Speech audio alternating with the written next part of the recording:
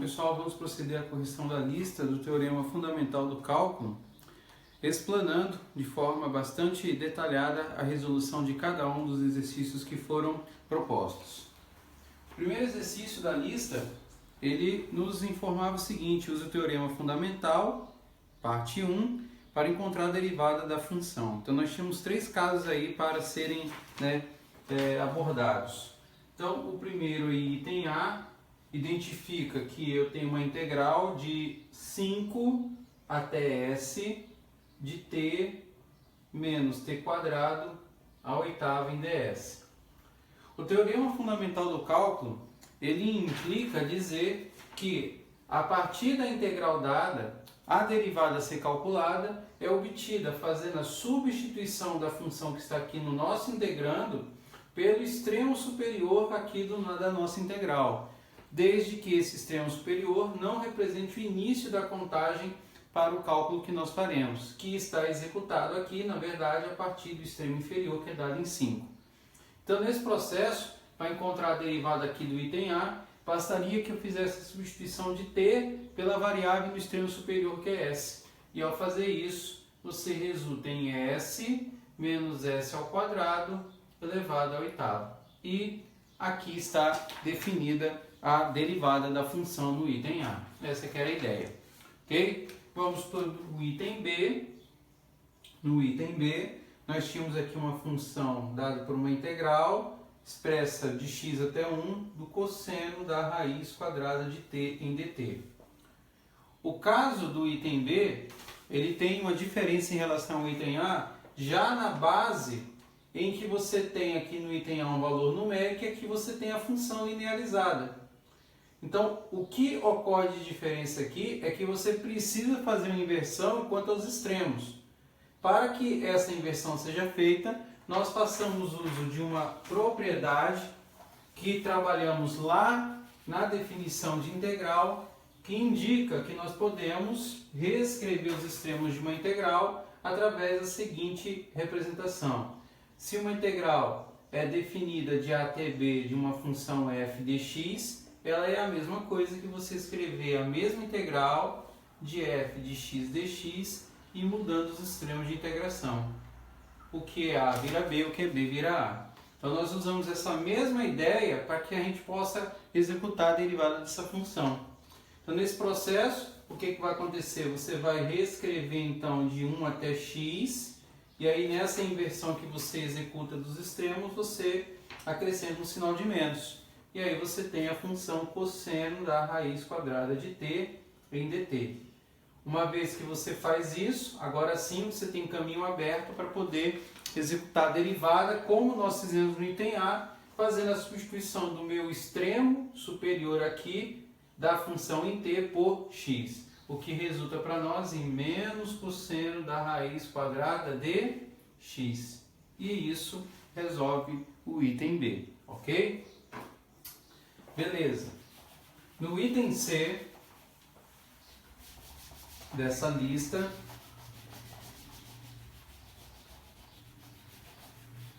nós temos a seguinte função.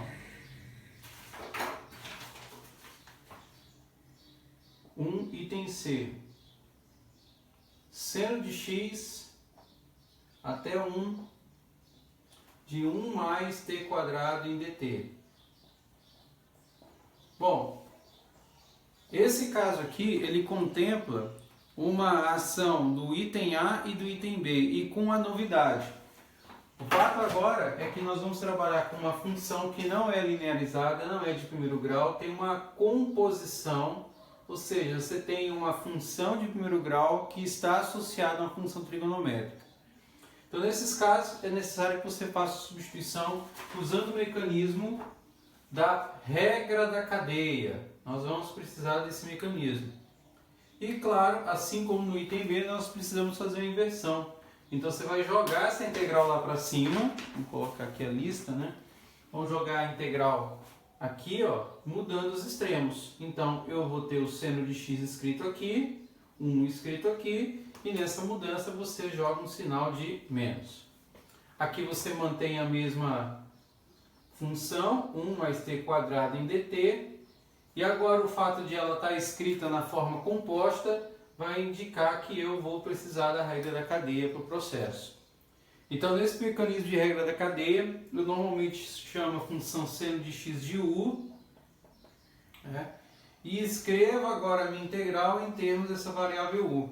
Então, o que ocorre aqui é que eu vou derivar com respeito a u, essa integral que vai de 1 até, provisoriamente, eu vou escrever como u de 1 mais t quadrado, né? Então, tudo isso daqui vai ser derivado em relação a essa nova variável. E claro, como eu vou trabalhar com uma composição, usando a regra da cadeia, eu vou, né, aniquilar a contribuição do du, derivando ela em relação a x. Até porque, quando no retorno eu calcular essa variável em x, ela retorna na forma original, que é a variável x que temos aqui no nosso extremo de integração. Ok?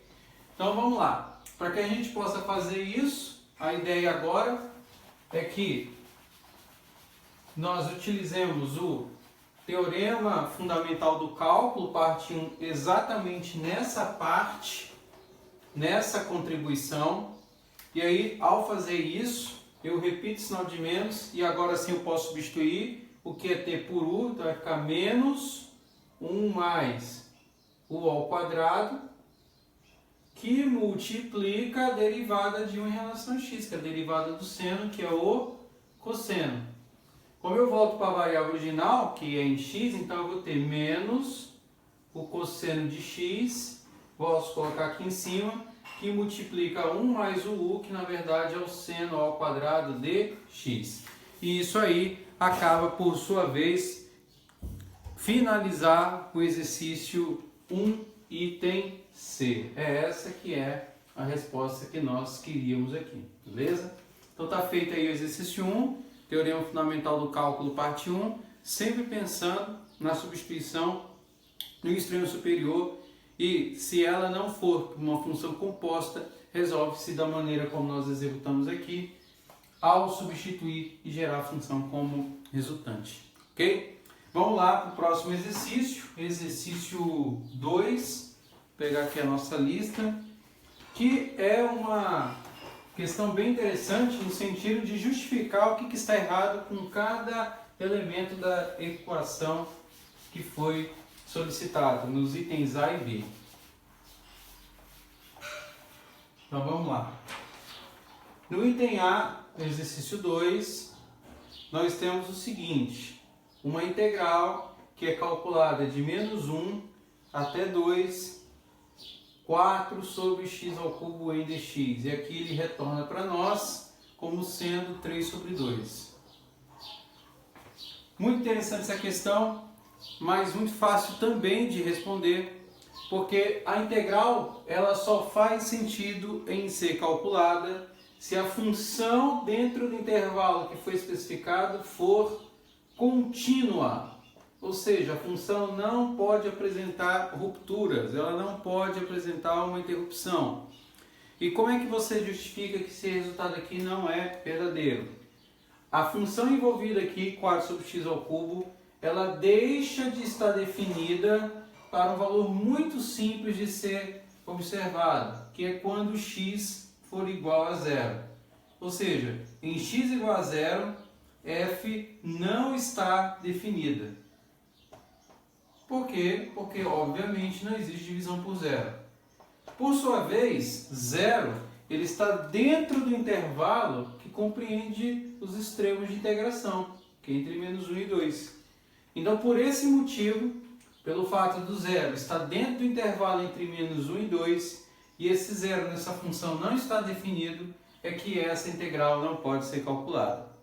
Se porventura nós tivéssemos essa integral calculada para qualquer valor fora desse ponto de interrupção, ela naturalmente poderia ser calculada e gerada um resultado. Exemplo, se ao invés de entre menos 1 e 2 eu tivesse entre menos 1 e menos meio, por exemplo, essa função poderia ser calculada. Por quê? Porque por mais que em x igual a zero não esteja definida, ela não está dentro do intervalo que compõe os extremos da integração. Então essa que é a justificativa, é mostrar que a função tem que ser contínua dentro do intervalo que está especificado pela integral. Como em zero ela não está definida e ela está compondo o intervalo que compreende menos 1 até 2, então ela deixa de ser calculada. Essa aqui é a justificativa, ok? Então, no exercício 2b, a linha de raciocínio é exatamente a mesma. Exatamente a mesma linha. Então, vamos lá. No 2b, a integral que ele nos dá nos diz o seguinte, olha, eu quero calcular a integral que vai de π sobre 3 até π do secante de θ vezes a tangente de θ calculada, isso aqui em dθ, né, que é a nossa igual a menos 3. Ok. π sobre 3 e π são dois arcos que correspondem, né, fazendo uma conversão rápida, π radianos equivalente a 180 graus, isso é uma definição. Se eu for calcular π, isso equivale obviamente a 180 graus, e π sobre 3 corresponde à terça parte de 180 graus, ou seja, π sobre 3 corresponde a um arco de 60 graus. Então ele quer que eu calcule uma integral que está, né, mensurado o intervalo de π sobre 3 de 60 até 180 graus, π radianos. E você tem uma função secante e uma função tangente na história. Das duas funções, a que fica mais simples de analisar, por ser mais conhecida, é a tangente. E aí a ideia para que a gente justifique o resultado é usar um famoso resultado, que é obtido através do ciclo trigonométrico. Então, imagina que eu desenho um ciclo trigonométrico de raio unitário, que por definição, no eixo x das abscissas é dado por cosseno, no eixo y das ordenadas é representado por seno. Esse ciclo trigonométrico, a partir da origem O, nós analisamos o percurso que uma partícula de coordenada OP, segmento OP, com projeção, que eu vou chamar aqui de A, com projeção em Y, que eu vou chamar de B, percorre durante o ciclo. E, óbvio, com a formação de um ângulo, que com o ângulo mencionado ali é θ, eu vou chamar isso aqui também de θ. Então, nessa análise, à medida que o ponto P se locomove, digamos, no primeiro quadrante em relação ao seu ápice, ao seu ponto mais alto, o que acontece? O ponto A se aproxima da origem, o ponto B se aproxima do topo. Isso indica porque, quando eu atinjo o primeiro quadrante completo ou 90 graus, o cosseno, que é essa medida, na origem retorna a 0, mas o seno no eixo Y retorna a 1.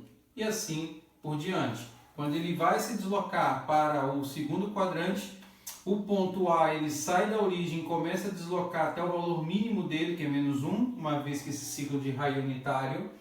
E o ponto B, quando ela se desloca nesse processo, ele retorna à origem, gerando um valor zero. Por isso, que em 180 graus, que seria meia volta, o seno vale zero e o cosseno vale menos 1. E assim sucessivamente. No caso da tangente, o que ocorre é que você está analisando uma reta que passa a partir da contagem do teu ciclo e que, por sua vez, ela é obtida pela intersecção desse ponto P por essa reta que passa nesse ponto, que eu vou chamar aqui, ó, de segmento T a linha, ou a linha T. Então essa medida algébrica aqui, ó, geométrica, é a medida da nossa tangente. O que acontece à medida que o ponto P vai se deslocando até chegar ao seu ápice do primeiro quadrante, que é π sobre 2? Essa reta, a linha T, esse segmento vai ficando cada vez o quê? Cada vez maior. Cada vez maior. Se nós fizermos aqui a associação com os pincéis, quanto mais próximo ela tiver de π sobre 2,90 graus, maior será essa medida. Até o momento em que ambas ficarão o quê? Paralelas. Ou seja, essas retas não vão se encontrar. E essa é a explicação para justificar que por que essa integral não pode ser mensurada dentro desse intervalo. Porque π sobre 3, digamos, é uma medida que é menor que 90 graus e que possa estar aqui, nessa posição. E π é a posição que eu tenho para o final do segundo quadrante. Então, toda essa integral ela está sendo mensurada nesse intervalo aqui, ó, de π sobre 3, de π sobre 3 até π. Só que em π sobre 2, nós observamos que a curva ela não vai gerar um resultado que nós possamos calcular. Por quê? Porque a tangente ela vai ficar tão grande, cuja reta é coincidente com essa função, ela sendo paralela, logo ela não vai existir. Por quê? Porque retas paralelas não se cruzam. E essa condição ocorre justamente quando a curva apresenta um arco aqui de 90 graus. Ou seja, em π sobre 2, a tangente não existe e por esse motivo essa integral não pode ser calculada. Essa que era a ideia de resolução aí do exercício 2b e que finaliza para nós esse segundo exercício, ok? Beleza, então vamos agora para o próximo, exercício 3.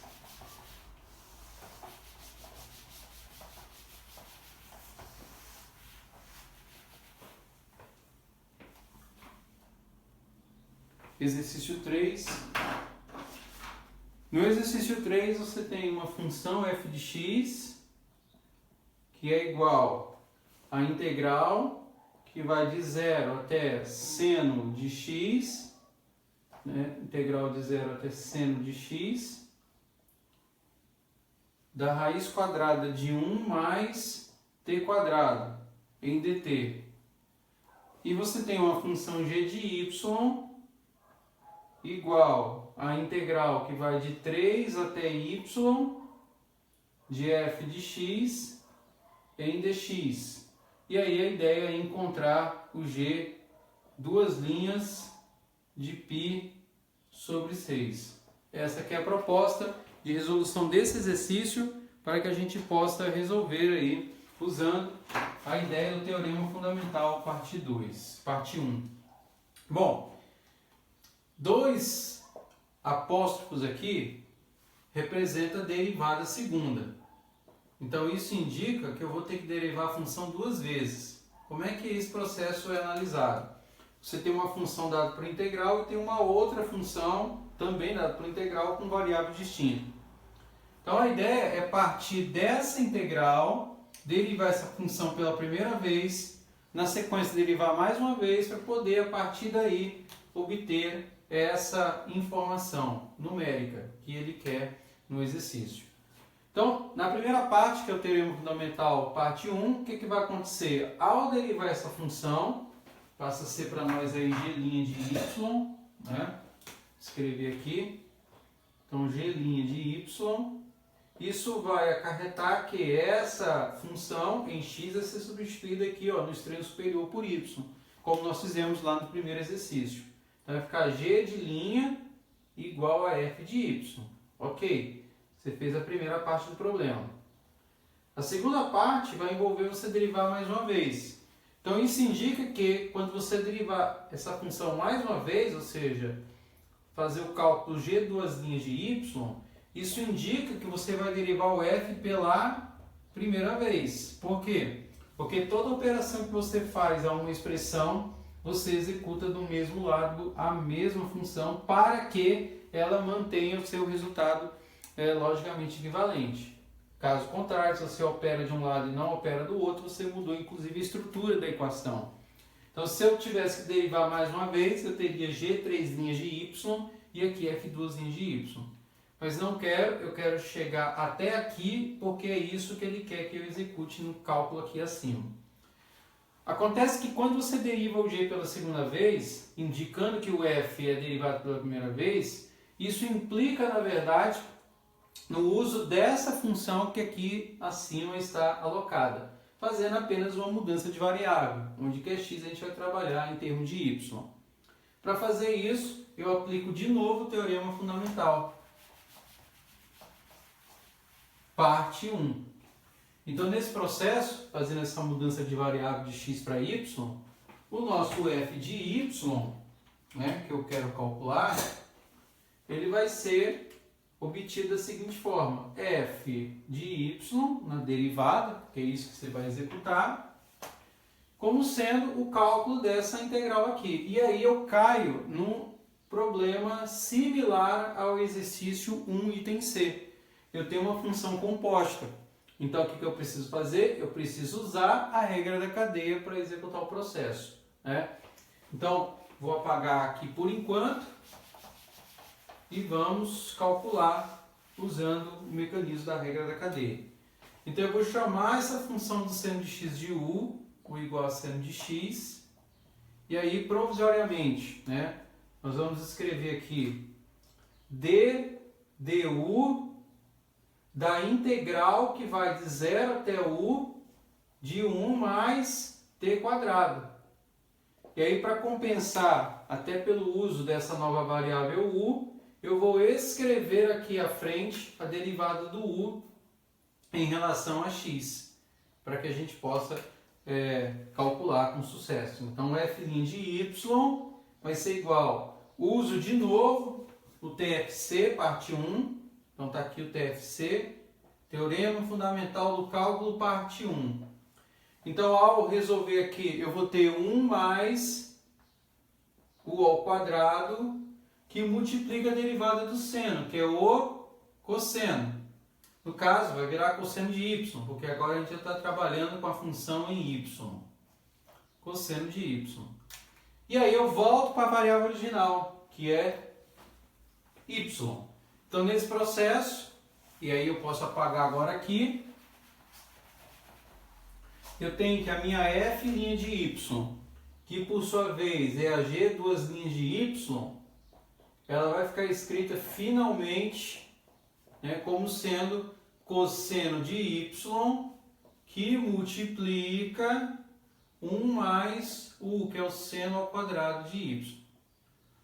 Agora eu posso partir para o último passo, que é a substituição da variável pela constante π sobre 6.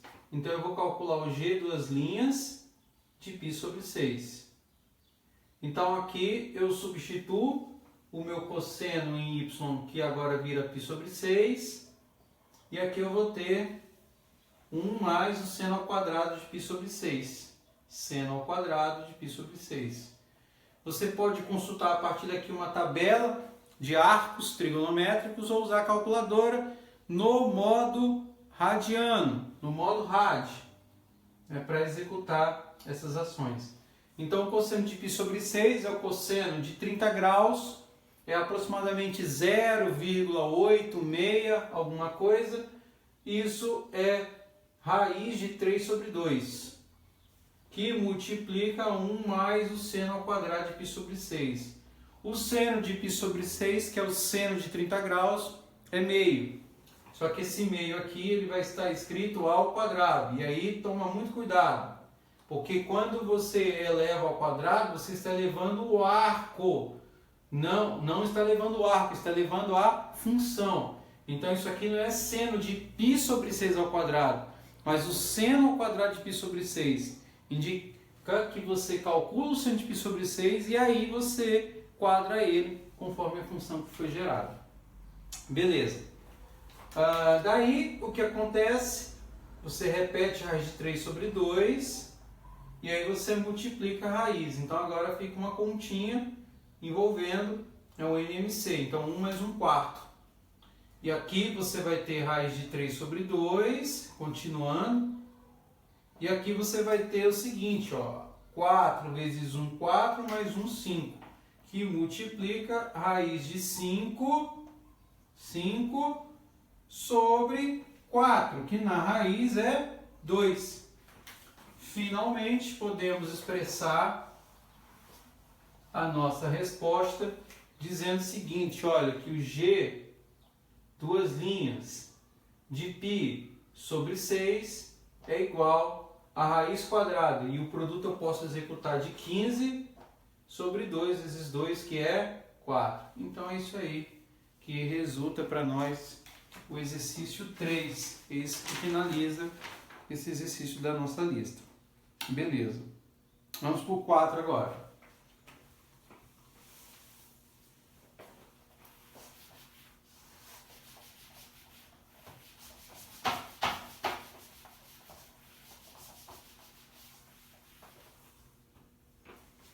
Exercício 4, um exercício muito bacana, bem fácil, mas ele exige aí um conceito que está atrelado de novo ao teorema fundamental. Agora, parte 2. Você tem uma função f de 1 igual a 12 e ele diz que a função, a caso da derivada, é contínua. Lembra que nós comentamos sobre continuidade no exercício 2. E é informado que a integral de 1 até 4 dessa derivada, dessa função que é contínua, é igual a 17. Isso aqui é igual a 17. E nos é informado também, né, o seguinte, olha, uma vez que f' dx é 17, ele quer que eu calcule o valor do f4. Então, para que a gente possa resolver esse exercício, a ideia é a seguinte: como você sabe, porque é dado no enunciado que essa derivada é contínua, eu vou usar o teorema fundamental do cálculo parte 2, que indica o seguinte, que a integral da taxa de variação é a variação total nos extremos. Mais uma vez, a integral da taxa de variação, uma vez que é uma derivada, representa a variação total nos extremos de integração. Então, usando essa ideia, usando esse resultado, eu posso dizer que essa integral aqui, ela pode ser escrita, olha, como f aplicado em 4 menos f aplicado em 1. E isso a gente sabe que é igual a quanto? Que ele dá pra gente, que é 17. Como ele diz que o f de 1 é 12, então você matou o problema, porque se eu quero calcular o f de 4 e eu sei que o f de 1 é 12, se eu substituir jogando o f de o 12 para a esquerda, eu vou somar, então vai ficar 17 mais 12 igual a F4, como é uma igualdade, então eu posso, né, dizer que F4 é igual a 29. E isso aí finaliza para nós o exercício 4. Exercício bem interessante, bem legal, porque eu uso o conceito do teorema fundamental, né, no caso aí a parte 2 do teorema. Beleza? Então tá feito. Vamos para o exercício 5.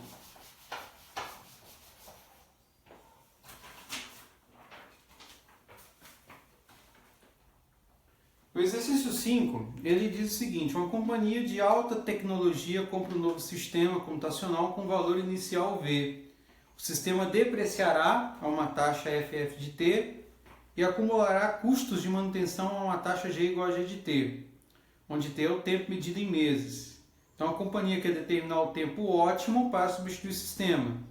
E aí é dado para nós duas funções. Uma função C, que está associado a custo, e esse custo ele envolve aí duas funções. Uma função de depreciação, que ele chama de f de t, e uma função de custo de manutenção, de g igual a g de t. A questão envolve o seguinte, olha, ele nos dá aqui, no item A, uma função onde c de t é escrito como uma expressão de 1 sobre t da integral de 0 a t da soma das parcelas desses dois custos, que ele chama de f de s mais g de s na diferencial ds. E aí, o que é pedido aqui? Mostre que os números críticos de c ocorrem quando c de t é igual a f de t mais g de t. Quando ele menciona esse termo números críticos, nós temos que lembrar que números críticos é uma ideia que está muito associada à análise que nós fazíamos do comportamento do gráfico de uma função a partir da sua derivada. E aí no processo de obtenção desse gráfico, nós tínhamos que encontrar os números críticos, que nada mais são números nos quais a derivada da função é igual a quanto? A zero. Esse é o link necessário para que eu consiga resolver esse exercício e provar que essa relação ela ocorre quando os números críticos são obtidos. Então, Então, nesse processo, eu preciso derivar essa função e igualar a zero. É isso que eu preciso fazer. E aí, quando eu analiso essa função envolvida, ela é, na verdade, um produto de uma função de t por uma integral. E aí eu vou usar duas coisas. Primeiro, uma regra de derivada, no caso, a regra do produto. E segundo, como o nosso tema da aula dessa lista é o teorema fundamental do cálculo, a gente vai usar o teorema fundamental aí para resolver uma parte desse exercício. Então, nesse processo, quando eu derivo aqui o selinho de t, o que me ocorre aqui é o seguinte: eu repito a primeira função, 1 sobre t, e derivo a segunda. E aí é que vem a grande sacada do problema. Eu vou derivar isso.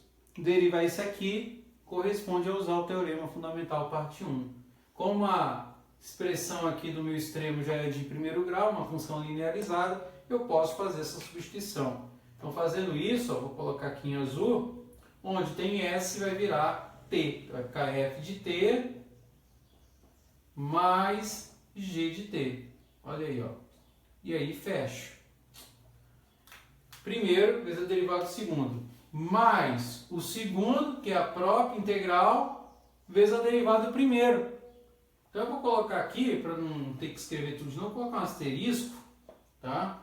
Só para indicar que eu vou derivar, que eu vou repetir a segunda e derivar a primeira. Vou colocar aqui, depois a gente continua ali em cima.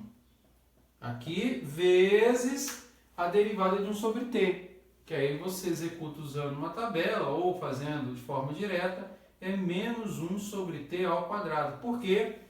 1 sobre t é a mesma coisa que t elevado a menos 1.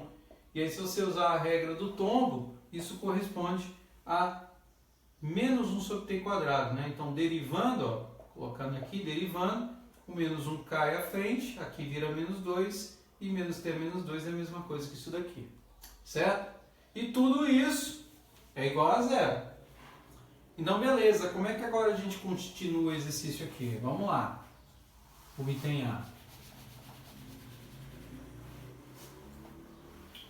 Então, eu tenho o seguinte, eu vou repetir isso daqui, 1 sobre t, repito que está dentro dos colchetes aqui, que é a função f de t mais g de t.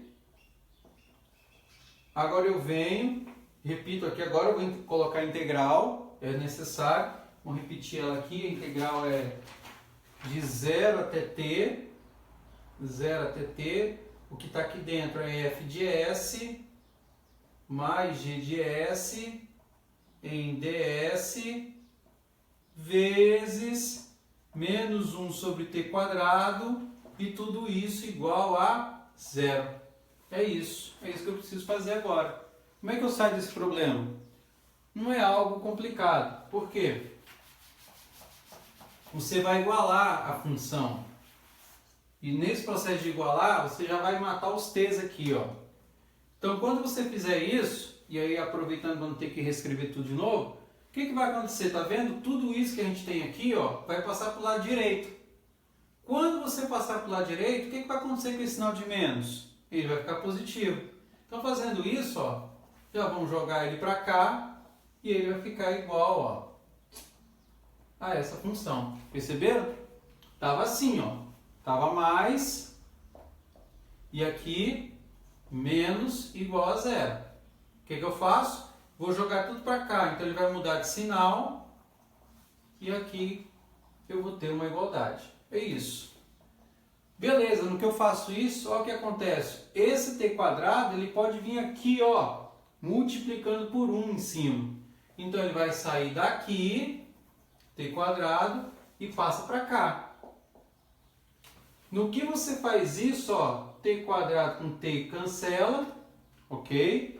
Então você vai ter t que multiplica f de t mais g de t e que repete a integral de 0 a t de f de s mais g de s em ds. Mas olha que coisa interessante. Nesse processo, o t que está aqui, ele vem para cá novamente. Só que ele está multiplicando.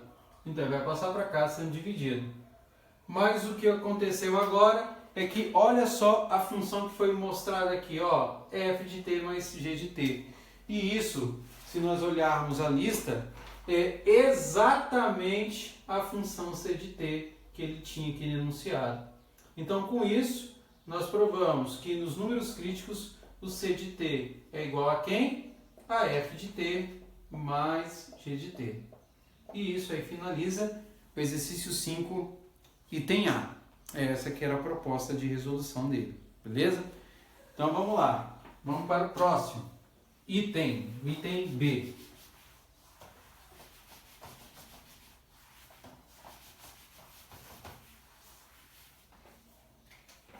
Então no exercício 5, item B, ele nos dá o seguinte, ele nos dá uma função, né, suponha, vamos construir aqui, que f é igual à função v sobre 15 menos v sobre 450t para um t que está dentro de um intervalo entre 0 e 30. Então, intervalo aberto em 0 e intervalo fechado em 30. E que ela é 0 se o t for maior do que 30. Beleza. E ele nos diz aqui que tem uma função g de t, né? A função associada lá aos custos de manutenção, que é da forma vt² sobre 12.900. Ok. Bom, ele quer nesse exercício aí, item B, determinar o período de tempo para que a depreciação total, o d de t, depreciação total, seja igual à integral que vai de 0 até t f de s. E que essa depreciação total seja igual ao valor inicial que eles chamam de v. Então, olha lá, determinar um período de tempo para que a depreciação total, que é dada por essa integral, seja igual ao valor inicial que ele chama de v. Então, o que eu preciso fazer nesse caso? Eu vou usar essa função? Não, ele está falando apenas da função que é responsável para nós aí, a depreciação. Então, eu vou usar essa função dentro da definição de uma integral e usando o teorema fundamental para que aí, resolvendo esse processo, a gente execute aqui o cálculo que identifique qual é esse período necessário que responda o item B, ok? Então vamos lá. Então nesse caso aí, o que vai acontecer? Eu vou substituir a minha função f. O que está em f de t, eu vou escrever tudo agora como f de s. Essa aqui é a proposta. E vou resolver essa integral. Ao resolvê-la, a proposta é que eu iguale com a função de v, que é o valor inicial. Então vamos lá.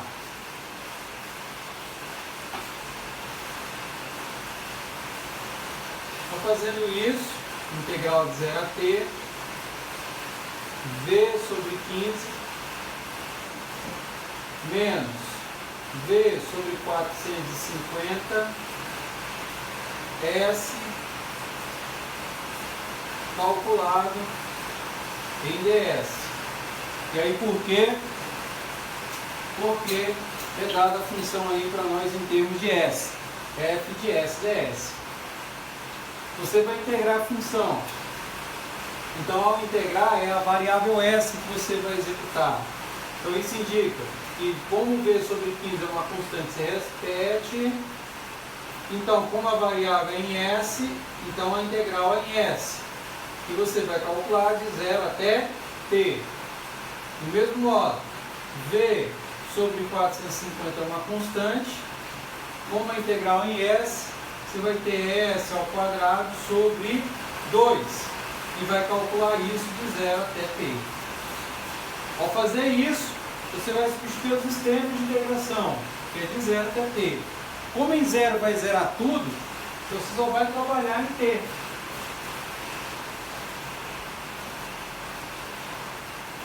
Então, nesse processo, você vai ter v sobre 15 vezes t menos v sobre 450 vezes 2, que é 900, sobre t quadrado.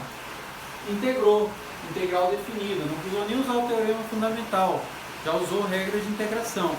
Só que você quer que esse valor de depreciação seja igual ao valor inicial. Então isso aqui vai ter que ser igual a quanto? A V. Essa que é a ideia. E aí, ao chegar nesse ponto, o que você vai ter? Você vai ter uma função aí de grau 2. Então vamos jogar ela para cá, jogar tudo aqui para a direita. Você vai ter V sobre 900, T quadrado,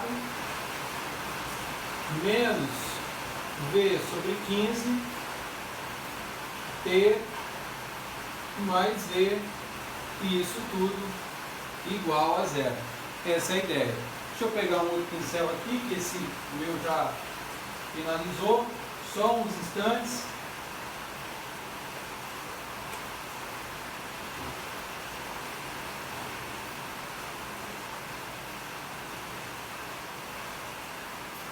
Pronto, peguei aqui, beleza.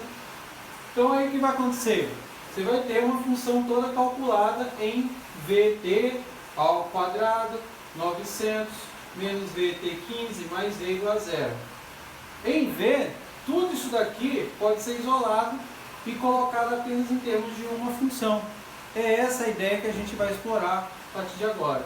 E aí o que você vai ter é uma função de primeiro grau. Até porque você pode vir aqui, como nós tínhamos aqui, ó, e cancelar todo mundo, ó, e trabalhar apenas com essa função. É essa a ideia que a gente vai executar a partir de agora. E ao fazer isso, o processo fica muito mais simples de ser analisado. Então daí, o que acontece? Você vai ter t ao quadrado sobre 900, né, menos t sobre 15, né, mais 1. Nesse processo, você vai resolver uma equação de grau 2. E nessa equação de grau 2, ao observar, você vai cair numa resposta que envolve duas raízes. Uma outra maneira de fazer a eliminação de V, se preferir, é da seguinte forma. Uma vez que você tem que V é comum, você pode colocar ele em evidência e vai ter, ó, t sobre 15 menos t quadrado sobre 900 igual a V. E aí nesse processo você cancela V com V e cai na mesma expressão que nós tínhamos anteriormente. Então fazendo tudo isso, o que vai acontecer agora é o seguinte, você vai resolver t ao quadrado sobre 15, perdão, t sobre 15 menos t ao quadrado sobre 900 igual a 1. Mesma coisa. Você tira o MMC, que entre 15 e 900 é o próprio 900. Então 900 dividido por 15 dá 60. 60t. 900 por 900 dá 1 vezes t quadrado. E 900 por 900 igual a 900. Daí você vai trabalhar especificamente uma equação de grau 2 apenas na variável t. Então nesse processo você vai ter, ó, menos t quadrado mais 60t, e aí jogando 900 aqui para a esquerda, você vai ter menos 900 igual a zero. E aí você resolve a equação de segundo grau. Então nessa equação você tem o a igual a menos 1, perdão, o b igual a 60 e o c igual a menos 900. Lembre-se que o que nós queremos calcular é uma variável que envolve tempo. Então valores negativos não vão nos interessar. Então usando o dispositivo de Bhaskara, então t vai ser igual a menos b, menos 60, mais ou menos.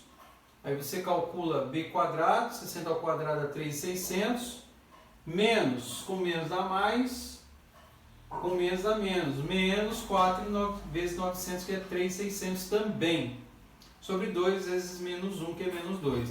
Então nesse processo, o que vai acontecer é que a raiz quadrada de zero vai zerar essa raiz aqui, e aí o t vai ser naturalmente apenas um valor aqui que é calculado como menos 60 sobre menos 2, que vai ser igual a 30.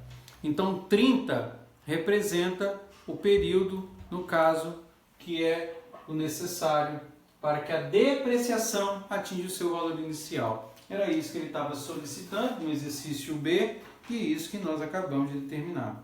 Então, o período de tempo para que a depreciação seja igual ao valor inicial é de 30, onde nesse caso aí é o tempo dado em meses, né? Suponha determinado T em meses. Não coloquei o valor aqui, mas meses. Beleza, então tá feito aí. Vamos para o próximo exercício, exercício 6.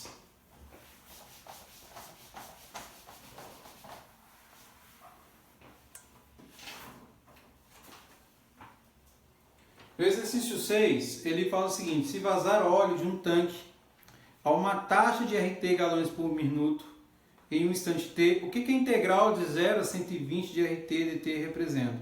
Exercício muito bacana também, porque ele envolve conceito. Integral de 0 a 120 de R de T em dt. Tem um cálculo? Tem, mas a interpretação é fundamental para você respondê-lo.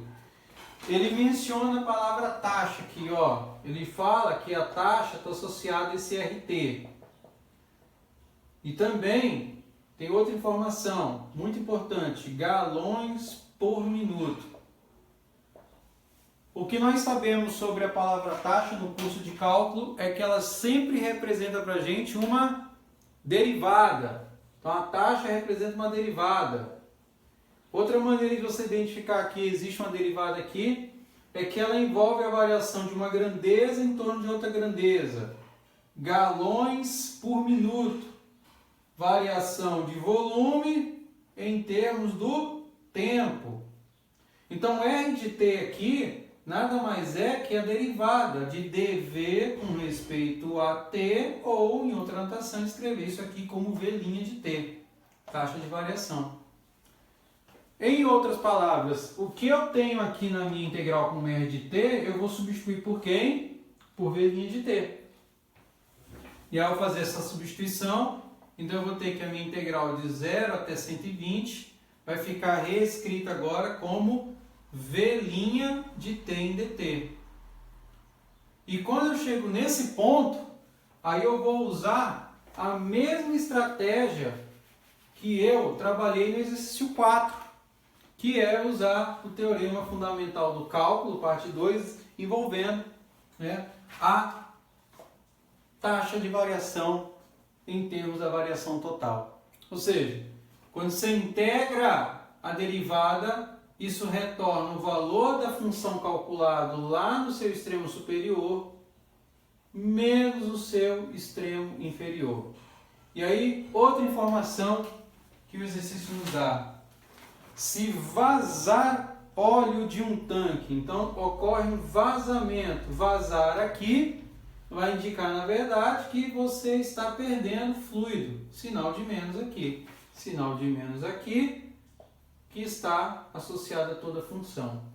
Então, ao fazer aqui a mudança, menos com menos é mais, eu tenho v de 0, menos com mais é menos, v de 120, o que essa integral está representando é o volume total de óleo que vazou no instante t igual a 0 até o instante 120 minutos. Ou seja, o volume total de óleo que vazou no período de 2 horas desse tanque. E é isso que representa essa integral, que é o que finaliza para a gente o exercício 6. Beleza? Então vamos para o próximo, penúltimo exercício, exercício 7.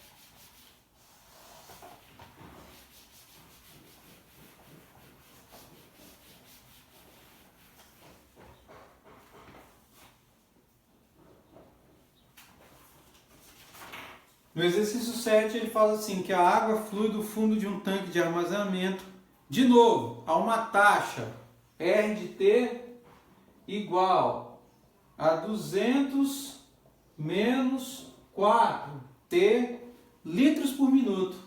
Litros por minuto.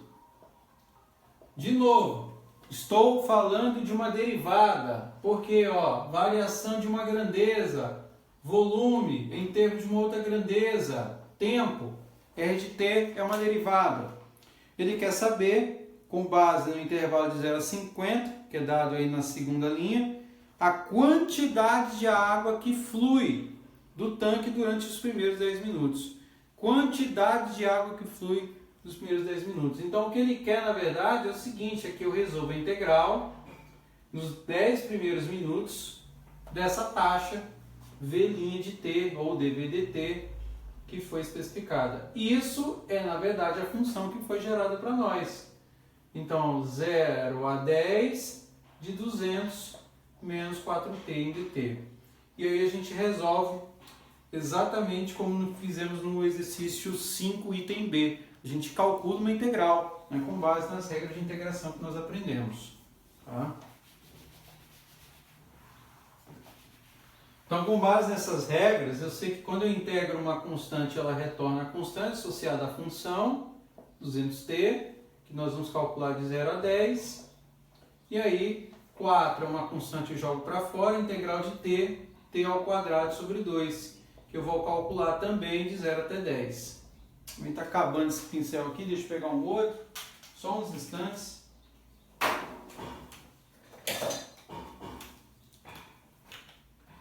Então aqui eu vou ter 200 vezes 10 menos 4 com 2 cancela, 2 vezes 10 ao quadrado. Então 200 vezes 10 dá 2.000, 2 vezes 100 dá 200. Então a quantidade de água que flui desse tanque nos 10 primeiros minutos é de 1.800 litros. É isso que representa para nós o exercício 7. E o último exercício dessa lista do teorema fundamental, né?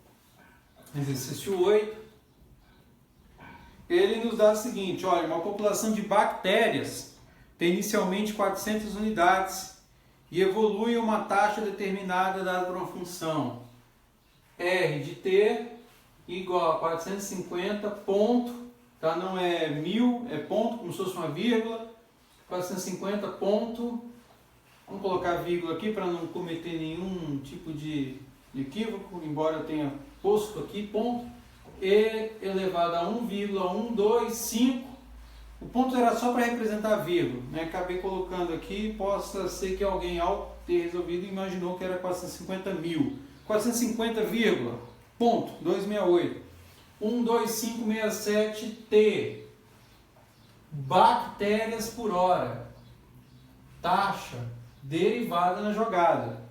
Ele quer saber quantas bactérias teremos após 3 horas. Bom, exercício bem legal também, porque envolve todos os conceitos do teorema fundamental e usando também uma técnica de substituição.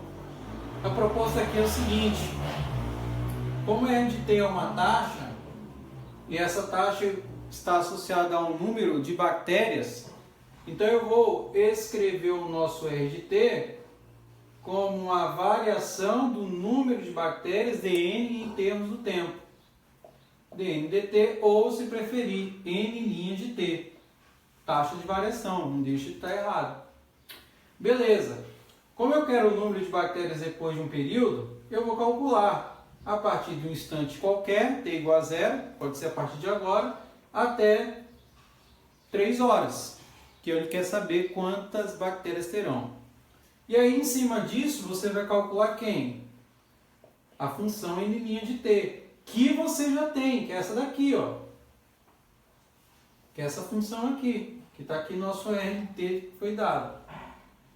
Ok, o que a gente faz agora? A gente resolve essa integral. E aí, como que eu vou resolvê-la? Eu vou construir em duas partes. Primeiro, vou usar o teorema fundamental, parte 2, integral de taxa de variação a variação total. Então aqui vai ficar N3 menos N0. E aí o exercício vai começar a ficar legal pra gente. Por quê? Porque o que eu quero saber está aqui. É o N de 3. E esse N de 0 a gente tem. Ele fala lá que inicialmente a população tem quantas unidades? Tem 400. E aí fica muito mais simples de você atacar ele. Então como é que você vai atacar esse problema? Você vai isolar o n de 3, que é o que você quer saber. Vai somar com essa integral de 0 a 3 do n' de t. E o 400 que está aqui subtraindo, passa para cá o quê? Somando. Então você sabe que é 400 mais isso. E aí o que você agora tem que resolver é a integral que está aqui dentro, ó. E aí tem uma jogada bem interessante que a gente pode usar sempre como sugestão quando os números envolvidos são muito quebrados. Que é o seguinte, a nossa função r de t ela é composta lá pelo número 450.268. Você pode chamar sem problema algum isso aqui por uma constante, que eu vou nomenclaturar como A. E aí ele está multiplicando por uma exponencial, que está associado a um outro número bem quebrado lá, que é 1,12567, e associando isso o tempo. Vou chamar isso aqui de B. É essa integral que ele quer resolver. E nós vamos resolver essa integral. Então, ao resolver ela, é só substituir depois o A e a constante B que a gente tem. Então, você vai ter A vezes E elevado a BT em DT. O A é uma constante, então você pode jogar para fora da integral. Vai ficar exponencial de BT em DT. Dá para resolver essa integral direto? Não. Se você pegar uma tabela e tentar resolver por essa forma, não vai chegar na resposta. Por quê? Porque não é uma função exponencial pura, simples. Então, nesse caso, é necessário que a gente use um dispositivo de substituição, que é trabalhar aqui em cima, ó, com BT, chamando ela para uma variável ordinária. Normalmente nós fazemos isso sempre com U. Então, U é igual a BT. Então, você vai derivar esse U, certo? Então, DU vai virar B dt, porque a derivada de t em relação a t é 1. Como você vai escrever em termos de u, então você vai isolar o dt. Vai ficar du sobre b, igual a dt. Aí o que acontece? Tudo que você tem na variável em t, você vai escrever na variável provisória qual? U, para poder, a partir daí, ter um caminho para resolver essa integral, usando inclusive uma tabela. Então, ao fazer isso, você vai ter A, que multiplica a integral de A vezes a integral de E elevada a U agora, e o dt. O dt está aqui, ó. O du você mantém, mas o b está aqui fora, ó, como uma constante. Tá aqui, ó. Ele já passou aqui, tá vendo? Ó, du sobre b, ó. Agora dá para resolver isso aqui? Agora dá. Porque a integral da exponencial, nessa configuração, é a própria exponencial. Então, ela retorna para a gente A sobre B de E elevado a U, que é E elevado a BT. Então, está aqui, está resolvida a integral. O que a gente faz agora? Substitui pelos valores constantes que nós tínhamos lá no início. Então, daí, quando você fizer, vamos apagar agora essa passagem, eu vou ter 450.268 dividido por 1.12567. E isso vai multiplicar por E elevado a quem? A BT, que é 1,12567. E algo que a gente não pode esquecer, isso está em T. E mais outra coisa, a integral é definida, porque você vai calcular de 0 a 3. Você vem e calcula tudo isso aqui, de 0 até 3. É isso que a gente vai fazer agora, tá? Então, fazendo isso, vamos aqui em etapas, né? Aí eu preciso da calculadora. Vamos pegar lá 450.268 e dividir por 1.12567. Então, isso dá exatamente 400. Então, aqui vai dar 400. Abro aqui um colchete, escrevo E elevado a isso, 1,12567, vezes 3, menos E elevado a 1,12567, vezes 0. Multiplicação por 0 é sempre 0, e E elevado a 0 a gente sabe que é sempre igual a 1. Então aqui vai ficar 400, que multiplica tudo isso, menos 400. Então vai ficar 400 que multiplica tudo isso. Então vamos colocar aqui E elevado, vai ficar aqui, vamos lá, Shift LN, E elevado, abre 1.12567 vezes 3, fecha aqui. Então você tem lá 29, né, vírgula 2830. Se você quiser fazer direto, você pode. E o fazer direto é pegar quem? É pegar esses 400 e já multiplicar Shift LN por 1.12567 vezes 3 e fecha. Quando você faz isso, você vai ter o total aí, ó, de 11.713 aproximadamente bactérias. E essa vai ser a resposta. Por que essa vai ser a resposta? Porque o outro, esse 400 que vai multiplicar por menos 1 vai dar menos 400. Mais 400 vai zerar. Então o que vai restar? Vai restar esse total aqui, que é o total que sai da multiplicação de 400 por E elevado a 12567 vezes 3. E isso acaba para nós por finalizar essa lista do Teorema Fundamental Local. Beleza? Valeu, espero que tenha gostado e até a próxima aula.